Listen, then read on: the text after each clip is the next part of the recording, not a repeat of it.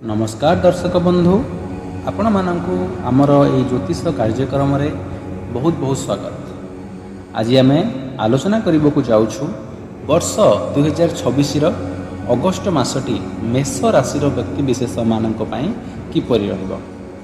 वैदिक ज्योतिष अनुसार यही मासरे ग्रह मानकर स्थान परिवर्तन आपणको जीवन में भिन्न भिन्न क्षेत्र तथा क्यारियर परिवार धन एवं स्वास्थ्य उपर गभीर प्रभाव पकाइब। तेरे जानापी भिडियोटी को शेष पर्यंत देखु एवं चैनल टी सब्सक्राइब करने भूलिए ना। चलित अगस्ट मासरे मासर आरंभ ही ग्रह मानकर गतिविधि बेस गुरुत्वपूर्ण रही। प्रथमे सूर्य बुध और गुरु प्रभाव मासर प्रथम भागरे यही प्रमुख ग्रह गुड़िक आपण चतुर्थ भाव अर्थात कर्कट राशि रे प्रभाव पकाइबे। परवर्ती समय रे अगस्ट 17 तारिख रे सूर्य निजर राशि परिवर्तन करिवे।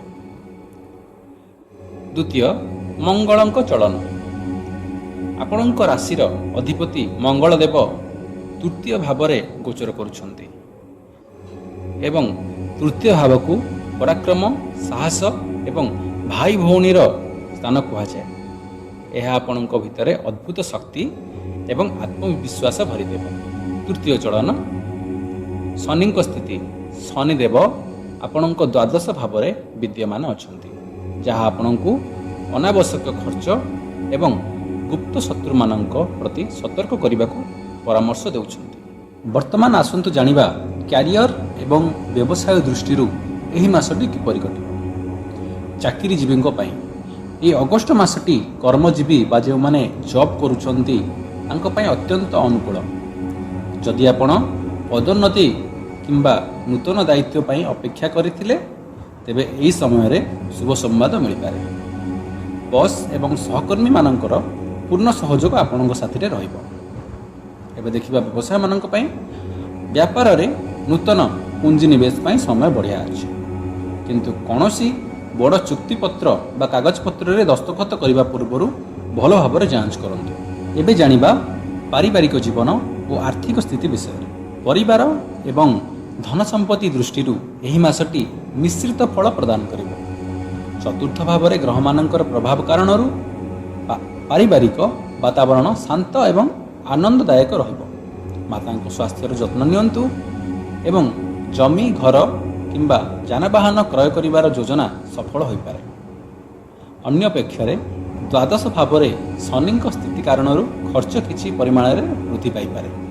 अजथा खर्च दूरे रुहंतु एवं संचय उपर अधिक गुरुत्व दियंतु। चलंतु देखिबा स्वास्थ्य शिक्षा और प्रेम जीवन आपणक अगस्ट मासरे किपरि जीव।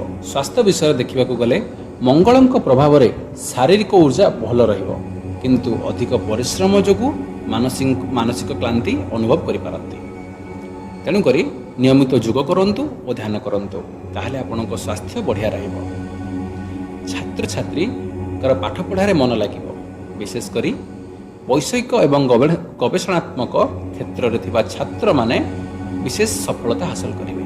प्रेम और संपर्क तृतीय भाव में मंगलंक अवस्थान कारण स्वभाव में किछिटा उग्रता बा क्रोध आसीपारे। सेथिपाई साथी सहित कथबार्ता समय संयमता रक्षा कर। तेणुक अगस्ट मासरे संभाव्य असुविधा को दूर करने एवं शुभ फल को वृद्धि करने किसी उपाय गुड़ी को आचरण करंतु। प्रथमे प्रतिदिन सकाळे स्नान करि सारी सूर्य देवता को तंबा पात्र रे जल अर्पण करंतु एवं ओम सूर्याय नमः मंत्र जप करंतु। आउ एक प्रतिकार होउची मंगलवार दिन हनुमान को सिंदूर और चाउल अर्पण करी हनुमान चालीसा पाठ करंतु। निज क्रोध उपर नियंत्रण रखंतु एवं निष्पत्ति नेबा बेले विवेकर सहित निष्पत्ति नियंतु। तेबे दर्शक बंधु यही थिला अगस्ट 2026 मासर मेष राशि संपूर्ण राशिफल। आशा करुछु आपनकु एही भिडियोटी भल लागिथिबो। भिडियोटी को लाइक एवं शेयर करंतु। आपनक दिन शुभमय हो। धन्यवाद।